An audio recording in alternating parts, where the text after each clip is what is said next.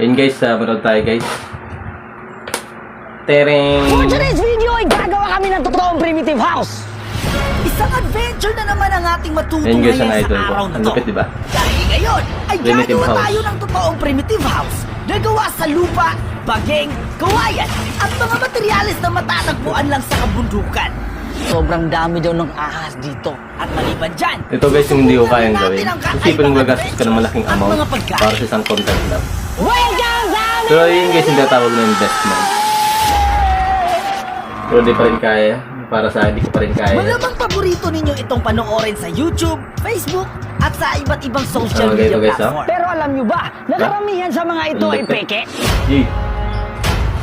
Alam kong nakakadismaya kasi isa rin ako sa mga super fans sa mga ganitong klaseng video. Pero huwag kayong mag-alala dahil for today's video, gagawa tayo ng totoong ganito.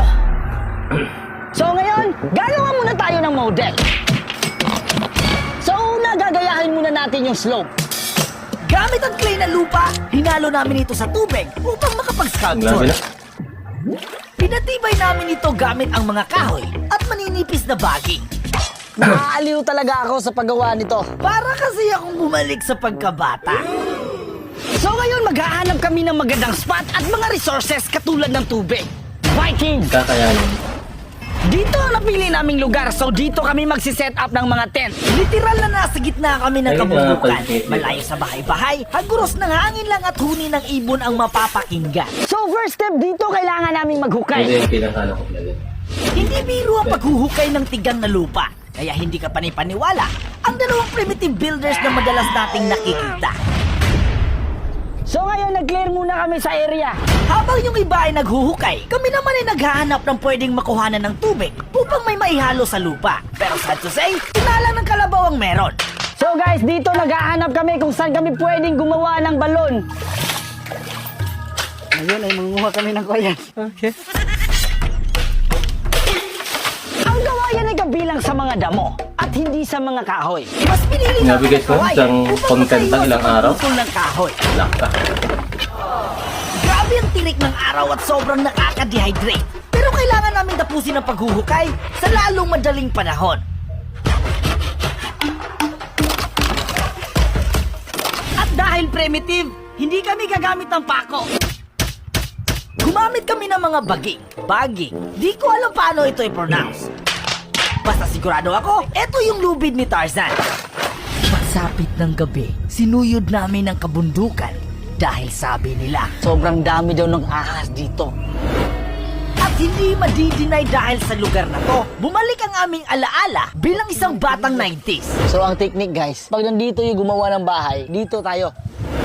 Piti. Round 1. Fight! Yo, what's up, Day 2? At dahil nasa bukid kami, pahirapan ang aming pag-DAE. Chupacabra. Hindi ko talaga inakala na kahit baging lang at kawayan ay magiging ganito katibay. So ngayon susubukan natin kung gaano katibay. Mapapasana ko ka lang talaga. galing! At bigla na lang itong bumigay.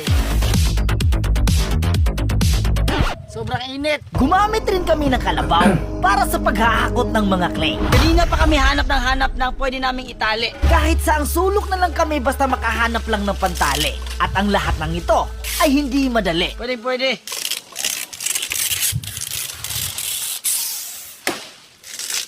Tirik na tirik ang araw kaya dumiskarte muna kami ng pansamantalang masisilungan. Imagine 2 tao lang pinapakita nila sa mga primitive builders na nakikita natin sa internet. At ang kinis-kinis pa ng mga dingding. Peke ang pinapakita nila sa internet.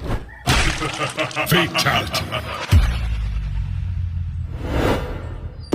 Pagsikat ng araw agad kaming nagtrabaho. Kasi dito lang rin naman kami natutulog. Yung iba naghahanap ng pangtali, nag-iigib ng tubig, at kami, kailangan namin magtali ng mga damong ito. Dahil ito ang magsisilbing bubong na hahaluan ng clay. Paborito to sa mga bata. Ngayon rin gagawa kami ng totoong primitive house. Ulit-ulitin ko pa ba?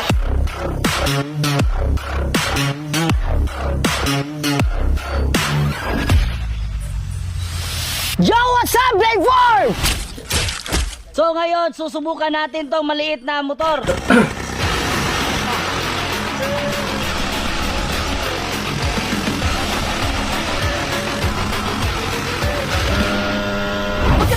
kasiyahan ay balik na naman sa trabaho. Baka kasi aabutin tayo ng isang buwan.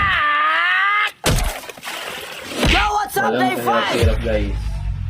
Basic. Binigay ko ang lahat sa bawat content na aking ginagawa. At kung nagustuhan ninyo ito, huwag kalimutang i-share, Basic na mag-like, basic. at mag-comment kung ano ang susunod nating i-upload. Ngayon, susunugin natin itong mga damo para mabilis matuyo itong mga lupa.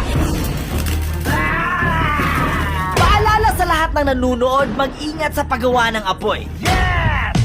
At dahil nasa probinsya tayo, hindi natin papalagpasin ang pagsakay sa balsa. Kahit ganito, nakakabilib. Ang lakas. Susubukan ka maging kalabaw. Joshua! Joshua! Di ba da, guys? Paslimin muna natin yung kalabaw na to. Ito ang linta at susubukan natin kung tutubang sisip-sip ng dugo. Huwag na huwag niyong gayahin. Nakakadiri talaga ang linta. Nag-iiba ang hugis na parang si Majin Buu. Tataba, papayat, tataas, pero hindi tumitigas. Hindi raw sisip-sip to pag wala sa tubig. Baka kasi di lang talaga tayo type. Huwag kang mag-overthink.